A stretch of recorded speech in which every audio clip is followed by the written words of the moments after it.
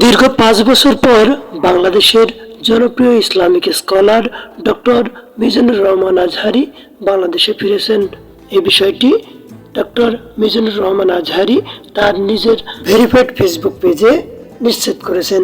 তিনি তার verified Facebook পেজে একটি স্ট্যাটাস দিয়ে জানিয়েছেন যে তিনি বাংলাদেশে পৌঁছেছেন। তিনি লিখেছেন, আলহামদুলিল্লাহ, নিরাপদে দেশে এসে পৌঁছালাম। দীর্ঘ ৫ বছর বাধাহীনভাবে আবারও প্রিয় মাতৃভূমিতে তাফসিরুল কোরআনের মহতী আয়োজনে অংশগ্রহণ করছি। উদ্বোধনী প্রোগ্রাম হিসেবে আগামীকাল কক্সবাজারের পেকুয়া বৃহত্তর সাবেক গুলদি তাফসির ময়দানে আলোচনা পেশ করব।